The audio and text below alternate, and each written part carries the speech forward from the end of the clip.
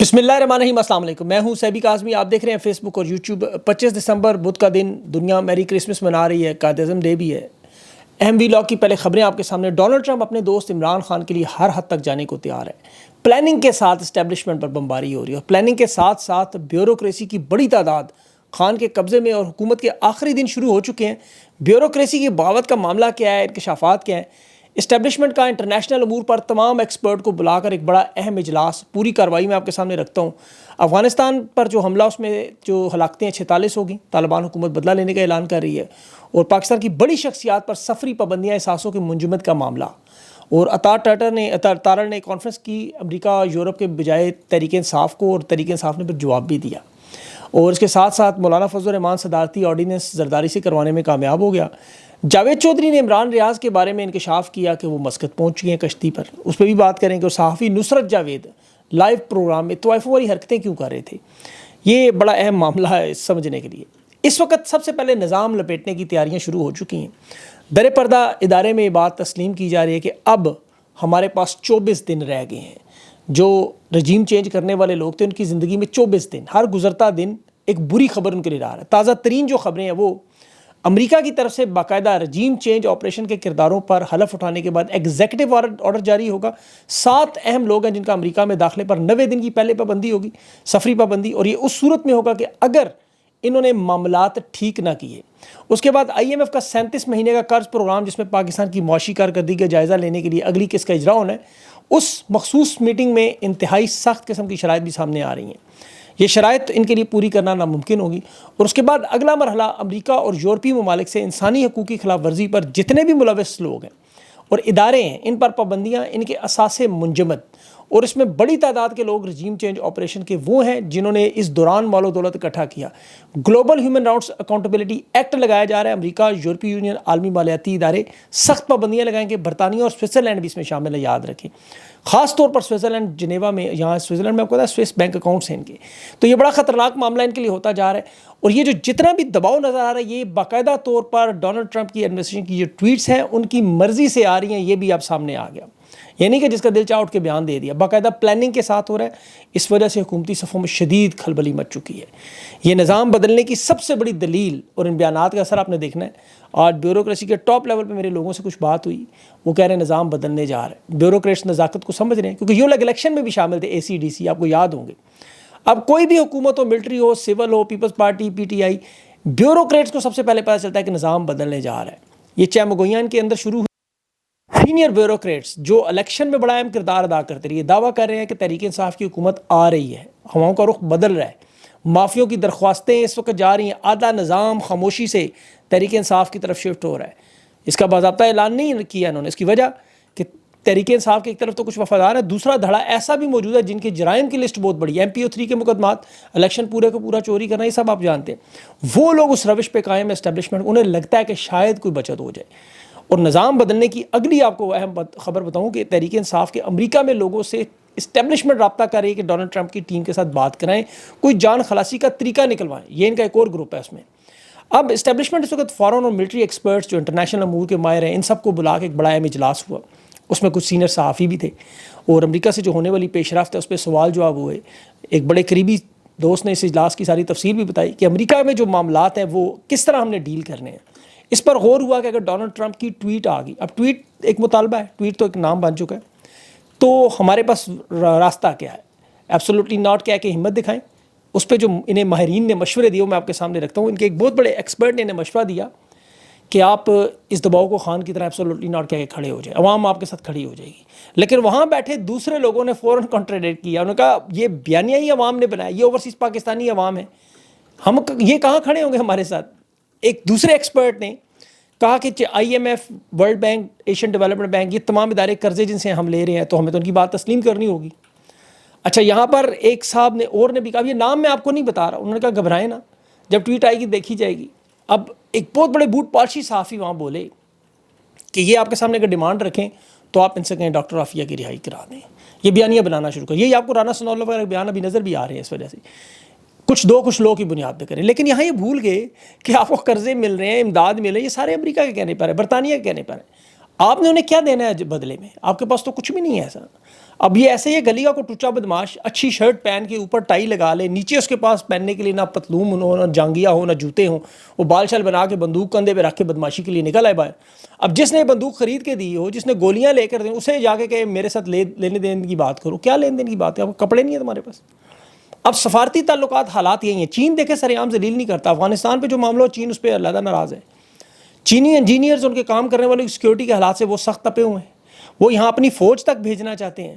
ایران کے ساتھ تعلقات ان کے آپ کو پتہ ہی ہے. افغانستان انہوں نے جنگ شروع کر دی ہے, اور ہندوستان تو نہ 3 میں نہ 13 میں سمجھتا ہے. عرب ممالک کے ساتھ 26 ملاقاتیں ہوئی. انہوں نے کوڑیوں کے بھاؤ اثاثے خرید لیے, قرضہ پھر بھی نہیں دیا. تو اب کدھر جائیں گے آپ خود بتائیں. یہاں پر ایک ان کے بزرگ مور, اس نے کہا جی ڈائریکٹ امریکی اسٹیبلشمنٹ سے بات کریں, امریکی جرنیلوں سے بات کریں, سینٹاگون کے چیف مائیکل کیرالا سے آپ کے بڑے تعلقات ہیں, ان تک رسائی حاصل کریں. ان سے کہیں جی حالات بڑے خراب ہو گئے, افغانستان میں جنگ شروع ہونے والی ہے. اور یہاں دیکھیں امریکہ کی جو سابق حکومت ہے بائیڈن کی, بلکہ موجودہ حکومت بائیڈن کی بھی وہی ہے, اس کی تو خواہش تھی کہ افغانستان پر حملہ کریں. جو رات کو فضائی حملہ ہوا اس میں اب افغان حکومت کے ترجمان کے مطابق شہادتوں کی تعداد 46 ہو گئی. انہوں نے بھی ساری اپنی بارڈر پہ فوج لگا دی. اسے کہتے ہیں یہ نظر انداز نہیں کریں کہ کارروائی کا وہ جواب دیں گے تو اس کے معاملے میں معاملہ بڑھے گا. آگے امریکی اسٹیبلشمنٹ کو بتائیں, دیکھیں جی ہم تو اس خطے کے لیے امن کے لیے بڑے ضروری ہیں, اور یہ پھر کل آپ کے لیے بھی خطرہ بنیں گے. اب پاکستان میں جس طرح طاقت کا مرکز GHQ ہے, انہیں لگتا ہے امریکہ میں طاقت کا مرکز پینٹاگون ہے. یہ تاثر انہوں نے بلڈ کرنے کی کوشش کی ہے کہ جی یہ اسٹیبلشمنٹ تو ہر جگہ مضبوط ہے, امریکہ میں بھی بڑی طاقتور ہے, بڑی مضبوط ہے, وہاں صدر کی کوئی اہمیت ہی نہیں ہوتی. حالانکہ صدر صرف یہ ان کے بقول کے ایک ڈمی ہے. یہ انہوں نے باقاعدہ منصوبے کے تحت بیانیاں پھیلایا کہ دنیا کے تمام ممالک میں ایسا تھا جو ہم کر رہے ہیں. اس کی مثال بھی دیتے ہیں کہ دیکھیے افغانستان سے امریکی فوج نہیں نکلنا چاہتی تھی, اشرف غنی کے ساتھ یہ لوگ کھڑے بھی تھے, بھرپور مدد بھی کر, لیکن ہوا کیا, جب ڈونلڈ ٹرمپ نے فیصلہ کیا امریکی فوج بھی نکلی, اور وہاں کے جرنیلوں کی اتنی طاقت بھی نہیں تھی کہ وہ اس کے جنرل جیمز میٹس, وہ اس وقت مرین کور تھا, ٹرمپ کی ایڈمنسٹریشن میں سے وزیر دفاع بھی بنایا گیا. 2018 میں ٹرمپ نے اس سے استعفیٰ لے لیا اس بات پہ. وہ شام کے معاملے پر امریکی فوج کے انخلا کے لیے تیار نہیں تھا. 2019 میں جنرل مارک میلی کو لگایا, وہ chairman joint chief of staff تھا. واشنگٹن DC میں جو فوج بلائی گئی تھی تو ڈونلڈ ٹرمپ اس کے ساتھ شدید اختلاف تھے اس کے علاوہ سیکیورٹی ایڈوائزر تھا جان بولٹن, اسٹیٹ کا تھا ان کا ایک سیکرٹری اسٹیٹ ریکس سلیٹرمین. وہ ان کو بھی ڈونلڈ ٹرمپ نے انتخابات میں کامیابی کے بعد بھی جو پہلی ویڈیو بیان دیا اس میں یہی کہا تھا کہ حلف اٹھانے کے بعد پوری طاقت سے ڈیپ اسٹیٹ ایکٹرز کو میں رگڑوں گا, پوری اسٹیٹ طاقت سے اس کو نکالوں گا اس نظام سے. اس میں نیشنل سیکیورٹی ایجنسیاں ہی نہیں ہیں بلکہ ان کے اعلیٰ کار ہیں, ججز ہیں, بیوروکریٹس ہیں, جرنیل ہیں. اس نے وارننگ دی. یہ معاملہ صرف ٹرمپ کا نہیں بلکہ ماضی میں تو اوباما بڑا کمزور صدر تھا, اس نے جنرل میک کرسٹل سے جو کمانڈر تھا افغانستان کی تمام افواج تھے, ایک بیان پر, صرف ایک بیان پر اس نے کہا جی فوجیں لگانے میں اوباما تھوڑی دیر کر رہا ہے, سستی کر رہا ہے, اور یہ بڑا تکلیف دہ ہے. اتنی سی بات پہ اوباما کمزور صدر, اس نے اس کو فارغ کر دیا. پھر جنرل ڈیوڈ پیٹریاس لگا تھا. بہرحال یہ کہنے کا مطلب یہ ہے کہ یہ صدر وہاں پہ سچ مچ کا کمانڈر ان چیف ہے. یہ زرداری کی طرح نہیں ہے, یہ خواجہ آصف کی طرح وزیر دفاع نہیں ہے کہ جس کا اپنا دفاع کے حالات آپ کو پتہ ہی ہیں. میں اب کیا کہوں بات. اب جنگی حکمت عملی کی منظوری سمیت پالیسی بنانا, فیصلہ کن مراحل, یہ سارے کے سارے سویلین کنٹرول میں صدر کے پاس ہیں.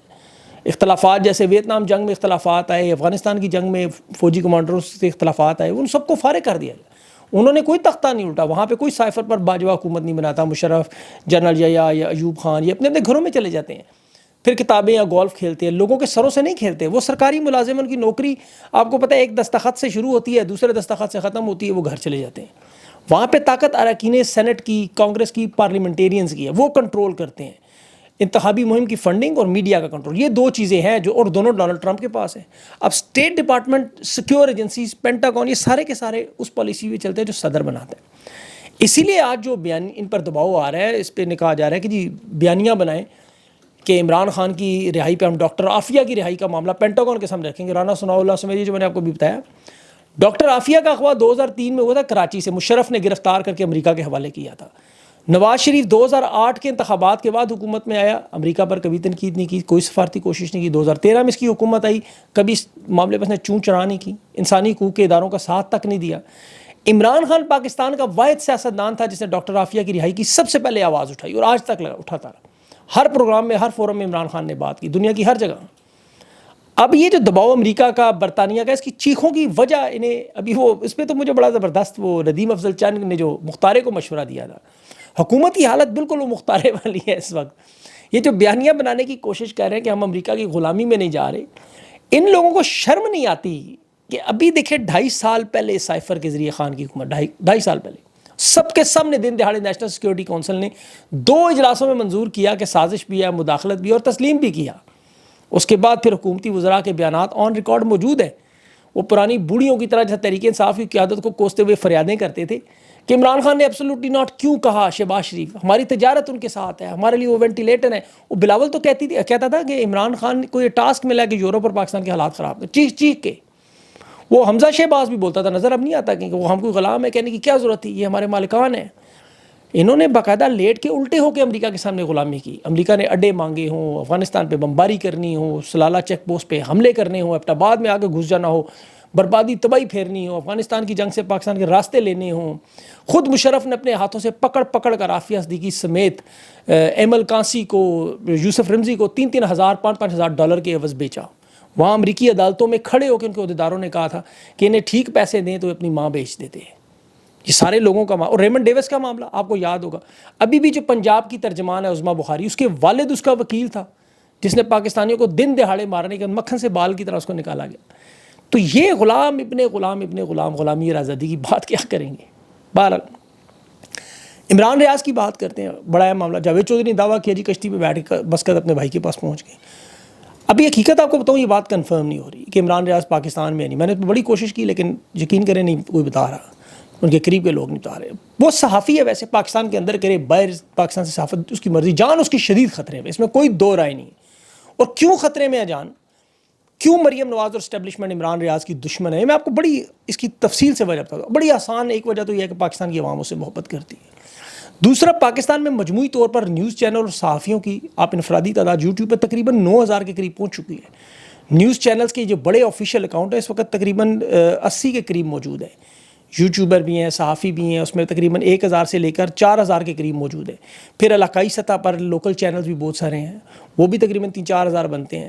اب 3 بڑی کیٹیگریوں میں آپ انہیں تقسیم کریں، جو نیوز چینلز ہیں ان کے جو آفیشیل اکاؤنٹس بنے ہوئے ہیں، پھر یہاں پہ جو اینکرز کے صحافیوں کے ذاتی چینلز ہیں۔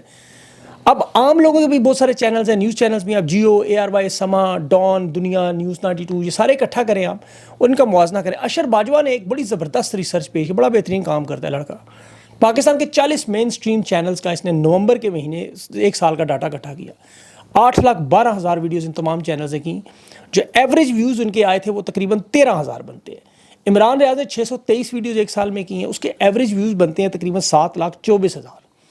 ایک چینل کا صرف آپ خرچہ نکالیں نیوز چینل تو لائسنس فی جو پیمرا کو دینی پڑتی ہے، سالانہ فیس دینی پڑتی ہے، ان کی اسٹوڈیو ہے، ان کی براڈ کاسٹنگ ہے، آلات ہیں، سافٹ ویئر ہے، ویڈیوز ہیں، انفراسٹرکچر ہیں، تنخواہیں ہیں، بجلی کے بل ہیں، یہ سارے اخراجات نیوز چینل کی سرمایہ کاری 100 کروڑ سے اوپر جاتی ہے۔ 100 کروڑ میں ایک چینل کی بات کروں، یہاں پہ 40-50 چینلز کا معاملہ ہے۔ اب آپ لگا لیں حساب، اب ادھر عمران ریاض ہو یا ہمارے جیسے مزدور بھی ہوں اندازہ کریں، اور ایک طرف یہ چینل کہ خان کی تصویر اور آواز نہیں سنائی، اور ہم نے تہیہ کیا ہے کہ خان کی تصویر ہر جگہ لگے گی اور خان کی آواز پورے پاکستان میں سنائی دی جائے گی۔ 24 کروڑ پاکستانیوں نے اوورسیز کے علاوہ کوئی دوسرا نام نہیں انشاءاللہ خان کے علاوہ۔ پاکستانی میڈیا کی مجبوری ہے، اپنے چینلز پہ وہ خان کا نام لیتے نہیں، یوٹیوب چینلز پہ اور سوشل میڈیا پہ ان کے مخالفین بھی ہیں، بدترین مخالف ہو خان کا، کسی ایک کی بھی جرت نہیں ہے کہ وہ خان کے تصویر کے بغیر تھم نیل یا اس کے ذکر کے بغیر پروگرام یا اپنی ویڈیو یا اپنا انٹرویو چلا کے مجھے دکھا دے۔ تو اب عمران ریاض یوٹیوب پر، فیس بک پر یا مختلف پلیٹ فارم پر عمران ریاض ہو یا باقی لوگ، عوامی رائے، یہ عوام کی رائے ہے باخدا، اس سے حکومت کو سخت تکلیف، اسٹیبلشمنٹ، ملٹری اسٹیبلشمنٹ کو سخت تکلیف۔